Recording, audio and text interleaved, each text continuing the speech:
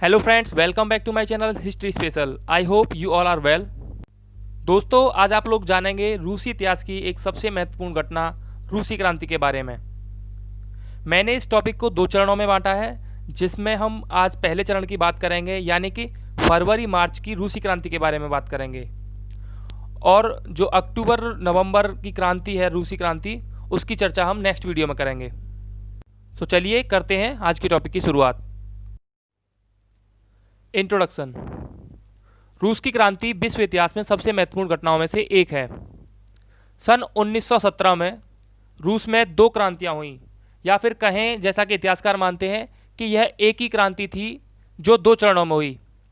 पहली क्रांति, जो फरवरी मार्च में हुई, राजनीतिक थी, जिसमें स्वेच्छाचारी शासन का अंत हुआ।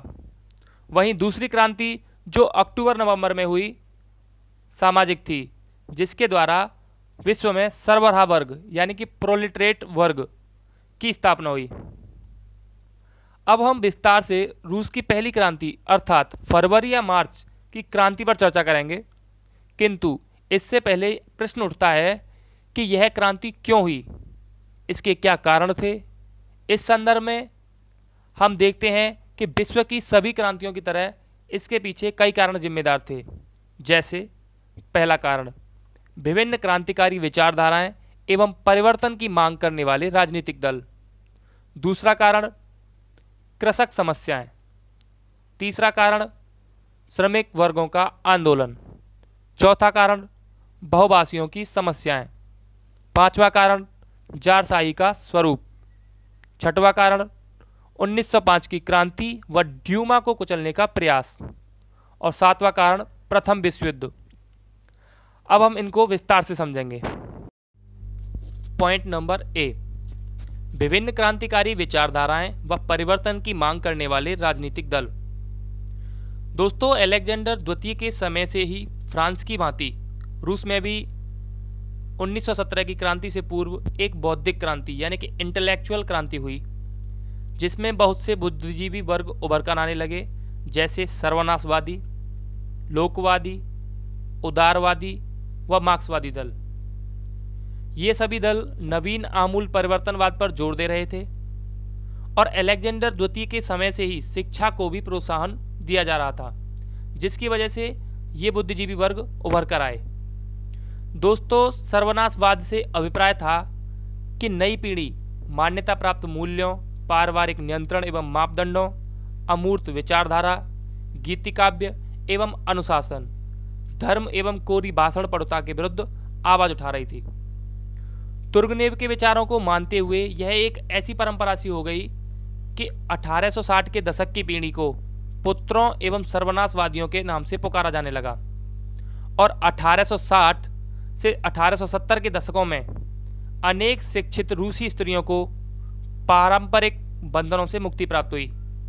इसी परिवर्तन के साथ उन्होंने मूल परिवर्तनवादी विचारों एवं क्रांतिकारी राजनीति के अखाड़े में प्रवेश किया। दोस्तों, 1860 से 70 में इन बुद्धिजीवियों को लोकवादियों ने काफी प्रभावित किया। ये लोग 2 भागों में बटे हुए थे। पहला, नरमपंथी जो क्रांति नहीं चाहते थे। दूसरा, गरमपंथी जो क्रांति चाहते थे। दोस्तों, लोकवाद का अर्थ अत्यंत विस्तृत था। यह उन बुद्धिजीवियों की शिक्षा के साथ जुड़ा हुआ था जिसमें हर्जेन, बाकुनिन, चर्निसेविस्की, लवरोव, मिखाइलोविस्की प्रमुख थे। लोकवादी एक प्रकार के खेतिहर समाजवाद में विश्वास रखते थे। इतिहासकार वेंचुरी 1848 से 1881 तक के 33 वर्षों को खेतिहर समाजवाद का काल मानते हैं। वहीं इतिहासकार बॉटमन लोकवाद के पीछे किसी एक स्पष्ट विचारधारा को न मानकर उसे कई दृष्टिकोणों एवं पूर्वाग्रहों पर आधारित मानते हैं। दोस्तों, 1880 में सामाजिक क्रांतिकारी उभर कर आए, जिन्हें लोकवादियों का उत्तराधिकारी माना गया। इनका मानना था कि राज्य को खत्म करके भूमि को किसानों में बांट देना चाहिए, किंतु कुछ क्रांतिकारियों का मानना था कि राज्य को हटाने के लिए आतंक का सहारा लेना होगा। ये सामाजिक क्रांतिकारियों ने गांव-गांव घूमकर किसानों को भड़काया। उन्होंने अपनी एक सोवियत भी बनाई। अतः ये प्रचलित शक्तियां उदारवादियों की थी। दोस्तों कुछ लोकवादी मार्क्स की तरफ भी बहुत आकर्षित हुए। इस गुट को सामाजिक प्रजातंत्रवादी कहा गया। सामाजिक क्रांतिकारी यद्यपि मार्क्सवाद से प्रभावित थे, परंतु वह पुरानी रूसी मूल परिवर्तनवादी लोकवादी परंपरा का प्रतिनिधित्व कर रहे थे। वहीं प्रजातंत्रवादियों का मानना था कि साम्यवाद स्थापित करने के लिए तेजी से औद्योगिकरण करना होगा। मार्क्सवादियों ने पहली बार जेनेवा में रूसी मार्क्सवादी दल श्रमिकों की मुक्ति की स्थापना की। इस संदर्भ में इतिहासकार रिचर्ड पाइप बताते हैं कि इसका उद्देश्य राजनीतिक शिक्षा के साथ साथ शिक्षा का विस्तृत ज्ञान कराना चाहिए, ताकि वे कारखानों के उबाऊ एवं निराशाजनक जीवन से मुक्ति प्राप्त कर सकें और समाज में अपना एक स्थान बना सकें। बुद्धिजीवियों ने शिक्षा को श्रमिक वर्ग में समाजवादी जागृति लाने का माध्यम समझा। इस संदर्भ में इतिहासकार नील हार्डिंग बताते हैं कि बुद्धिजीवियों ने जो भी प्रयास किया उनके परिणाम बहुत ही हानिकारक निकले, क्योंकि श्रमिकों के एक सशक्त भाग ने विद्यार्थियों एवं बुद्धिजीवियों का विरोध किया, जिससे समाजवादी क्रांति के कार्य में गतिरोध उत्पन्न हुआ। दोस्तों 1898 में एक महत्वपूर्ण party Russian social democratic labour party भी उभर कर आई। इस पार्टी ने 1905 में महत्वपूर्ण भूमिका निभाई, परंतु बाद में आपसी मतभेद के कारण यह पार्टी दो भागों में बंट गई। पहला बोल्शेविक पार्टी और दूसरा मोन्शेविक पार्टी। जहां बोल्शेविक पार्टी का नेता लेनिन था और पार्टी में ज़्यादा अनुशासन चाहता था, वहीं दूसरी तरफ मोन्शेविक पार्टी का नेता मार्टोज था, जो पार्टी के अंदर स्वतंत्रता चाहता था। शुरुआत में लग रहा था कि ये पार्टी ज़्यादा दिन के लिए अलग नहीं हुई है, परंतु धीरे धीरे इनके बीच खाइयाँ बढ़ती गईं और ये हमेशा के लिए ही अलग रहीं।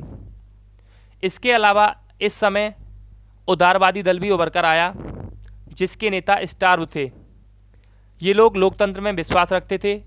जब 1905 में क्रांति हुई, लोग बहुत उत्साहित होने लगे।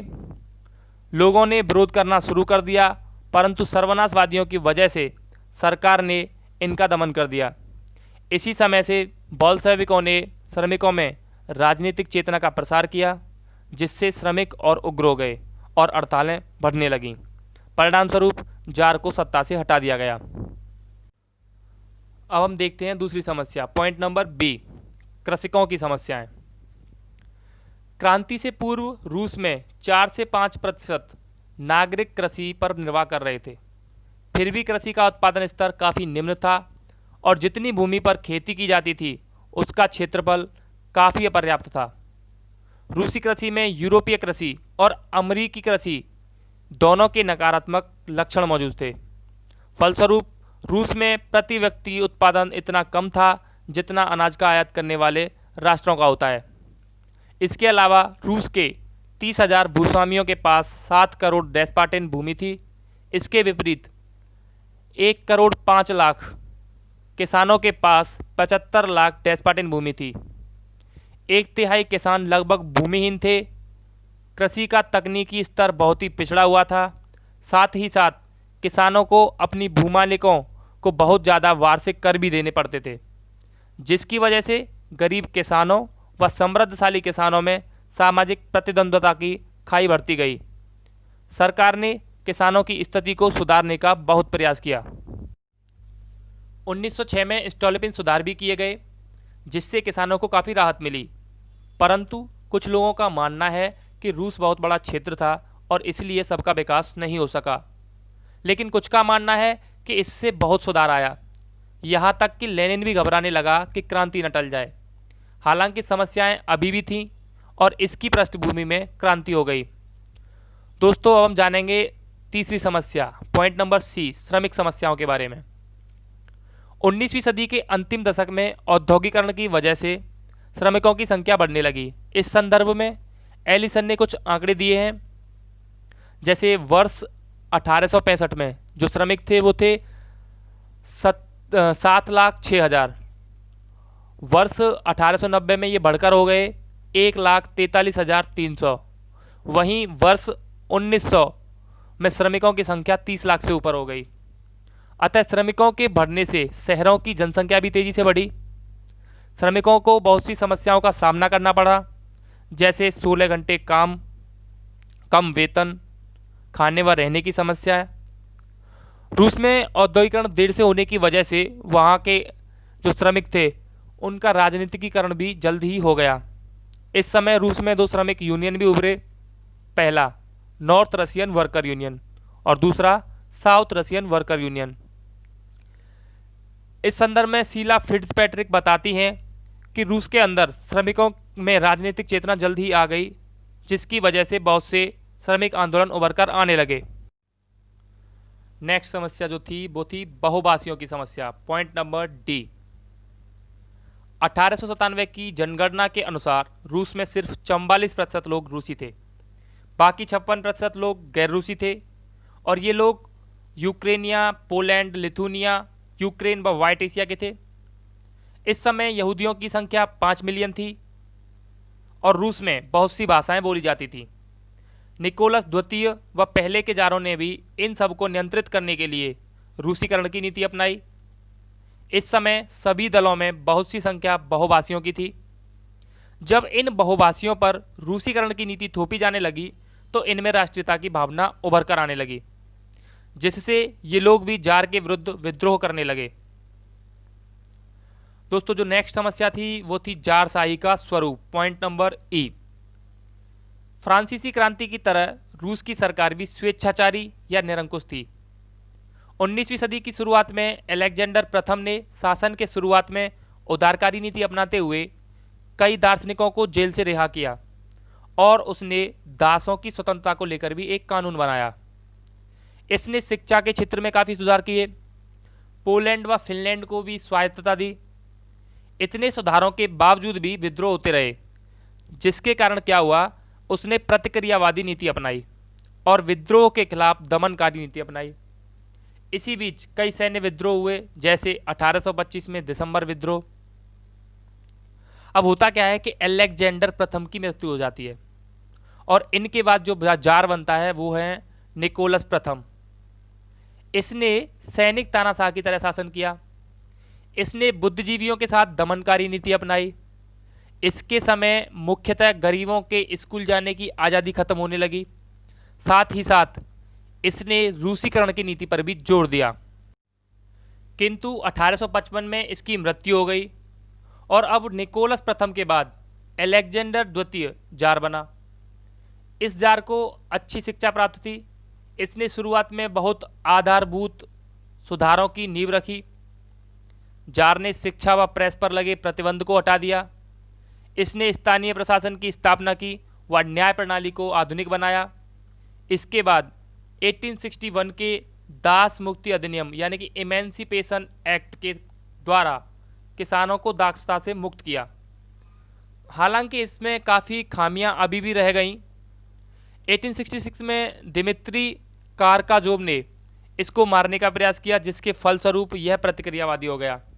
लेकिन 1881 में इस पर पुनः सर्वनाशवादियों द्वारा बम फेंका गया और इसकी मृत्यु हो गई। अब अलेक्जेंडर तृतीय जार बना। इन्होंने प्रेस पर प्रतिबंध लगाए, शिक्षा का अंत किया ताकि क्रांतिकारी आंदोलन रुक जाए। जब निकोलस द्वितीय जार बना तो उसने भी कठोर व दमनकारी नीति अपनाई।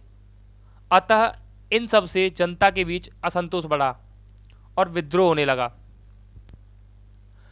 नेक्स्ट जो समस्या थी वो थी 1905 की क्रांति तथा ड्यूमा के प्रभाव को कुचलने का प्रयास। Point number F. दोस्तों वर्ष 1904 से 1905 में रूस तथा जापान का युद्ध हुआ, जिसमें रूस जापान के हाथों पराजय हुआ, जिससे क्रांतिकारी 22 जनवरी 1905 को करीब 1.5 लाख मजदूर गैपों के नेतृत्व में राजा के प्रति संवेदना दिखाने गए। इस प्रदर्शन का उद्देश्य विंटर पैलेस पर जार को एक आवेदन पत्र पेश करना था, जिसमें लोगों की राजनीतिक और औद्योगिक अधिकारों की बात की गई। आम जनता को अभी भी अटूट विश्वास था कि जार उनका हितैषी है। प्रदर्शन में मजदूर, उनकी पत्नियां और बच्चे जार के बड़े बड़े चित्र लेकर साथ गए। ये शांतिपूर्वक प्रदर्शन कर आगे बढ़े ही कि जार के जो सैनिक थे उन्होंने निहत्तों पर आक्रमण किया और 130 लोग इसमें मारे गए। 1905 की इस घटना को खूनी रविवार की घटना के रूप में रूसी इतिहास में महत्वपूर्ण स्थान दिया गया है। परिस्थिति पर काबू पाने के उद्देश्य से 30 अक्टूबर 1905 को शासन सुधारों की घोषणा की। इसके द्वारा लोगों को भाषण देने, विचार प्रकट करने व संघ बनाने की स्वतंत्रता प्रदान की गई। जार ने ड्यूमा के चुनाव की भी घोषणा की और जो चुनाव था वो चुनाव एक वर्ग एक मत पद्धति से कराया गया। पहली ड्यूमा ने कुछ कार्य भी किए, लेकिन निकोलस द्वितीय ने उसे कुछ ही दिनों में भंग कर दिया। उसके बाद एक 4 बार ड्यूमा के चुनाव हुए, सदस्यों के चुनाव हुए, पर ड्यूमा लगभग पूर्णतः जार के नियंत्रण में आ गई। इस पृष्ठभूमि में क्रांति की शुरुआत हो गई, क्योंकि अब जनता के पास जार तक अपनी बात पहुंचाने का एकमात्र तरीका क्रांति ही हो सकता था। दोस्तों, जो नेक्स्ट फैक्टर था जारशाही के अंत के लिए, वो था प्रथम विश्व युद्ध। पॉइंट नंबर जी। श्रमिक आंदोलनों के बीच जब प्रथम विश्व युद्ध शुरू हुआ तो समस्याएं बढ़ने लगी। उपभोक्ता वस्तुओं में कमी होने लगी, क्योंकि किसानों ने शहरों में अन्न भेजने से या तो मना कर दिया, या फिर ज़्यादा कीमतें मांगी, या फिर शहरों के जो श्रमिक थे उनका वेतन स्थिर था, जिसकी वजह से समस्या बढ़ी। मई जून 1915 में रूस की हार लगभग साफ दिखाई देने लगी। लेनिन को क्रांति करने के लिए यही समय उपयुक्त लगा। लाखों किसानों को सेना में भर्ती कर दिया गया। इस समय तक शहरों में सैनिक थक चुके थे, किंतु जार युद्ध रखना चाहता था। इस संदर्भ में नॉर्मन स्टोन कहते हैं कि हार की वजह आर्थिक नहीं, बल्कि युद्ध में संचालन का तरीका थी। इस समय अर्थव्यवस्था की हर एक क्षेत्र में बढ़ोतरी हो रही थी, किंतु जो इस समय यातायात और वितरण की जो समस्या थी, उससे अर्थव्यवस्था में और समस्याएं आने लगी। नॉर्मन स्टोन कहते हैं कि रूस का सैन्य रूप से हारने का मुख्य कारण केवल जार है। उसने इस समय युद्ध मंत्री को बदल दिया। इसमें रॉबर्ट सर्विस भी बताते हैं कि इस समय अनाज की कमी केवल यातायात की समस्या की वजह से थी, क्योंकि जो सैनिक बनकर लड़ने गए थे वे अतिरिक्त किसान थे। इस प्रकार हम देखते हैं कि इस समय सभी वर्ग परेशान थे। ड्यूमा ने जार से कई बार बात करने की कोशिश की, परंतु जार ने इनकार कर दिया। इसलिए अब लोगों के पास क्रांति ही एकमात्र रास्ता बचा और अंततः फरवरी मार्च में रूस की पहली क्रांति जो राजनीतिक थी हुई। दोस्तों, इसका जो नेक्स्ट पार्ट है अक्टूबर रिवॉल्यूशन या फिर कहें अक्टूबर नवंबर रिवॉल्यूशन, वो हम नेक्स्ट वीडियो में जानेंगे। सो अब तक के लिए